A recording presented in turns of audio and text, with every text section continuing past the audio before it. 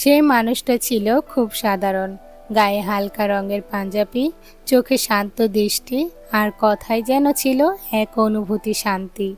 সে কখনো কারো সামনে নিজেকে বড় করে বলেনি, বরং প্রতিটি কথায় অন্যায়কে বড় করে তোলার চেষ্টা করেছে। যখন কোনো বিপদ আসতো সে চুপচাপ পাশে দাঁড়িয়ে থাকতো, কারণ নজর বলেই হয়তো নিজেকে আগলে রাখতো।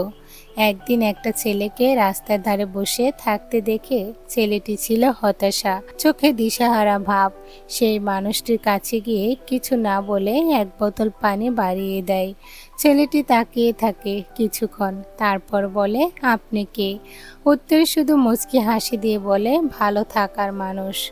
এরপর শুরু হয় এক অন্যরকম বন্ধন। কোনো শর্ত নেই, কোনো দাবি নেই, শুধু পাশে থাকা। ছেলেটি ধীরে ধীরে নিজের ভাঙা জীবনের টুকরোগুলো আবার জোড়া লাগাতে থাকে। সেই মানুষটি কখনো কারো জীবনে ঢুকে তুলপার করেনি, বরং নীরবে ভালোবাসা দিয়ে গড়তে শিখেছে। কখনো ভরসার হাত হয়ে পাশে থেকেছে, কখনো নির্ভরতার ছায়া হয়ে থেকেছে। লোকজন বলতো এমন মানুষ এখন আর পাওয়া যায় না, কেউ বলতো ও যেন অন্য দুনিয়ার কেউ।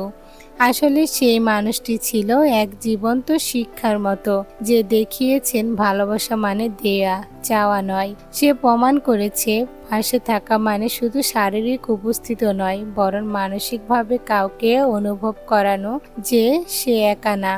সময়ের সাথে অনেক কিছু বদলায়, সম্পর্ক, রং, পথ, এমনকি মনোভাব, কিন্তু সেই মানুষটি থেকে গিয়েছে একই রকম।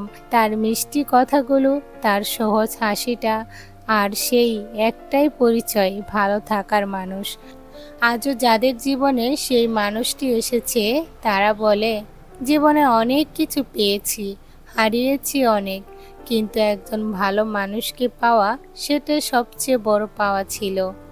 ভালোবাসা মানে সব সময় রোম্যান্স নয়, অনেক সময় ভালোবাসা মানে কাউকে বোঝা, পাশে থাকা, আর না বলে সব কিছু বুঝিয়ে দেয়া। জীবনে যদি এমন কাউকে কখনো পেয়েছেন তাহলে কৃতজ্ঞ হন, কারণ সত্যিকারের ভালোবাসা পাওয়া ভাগ্যের ব্যাপার।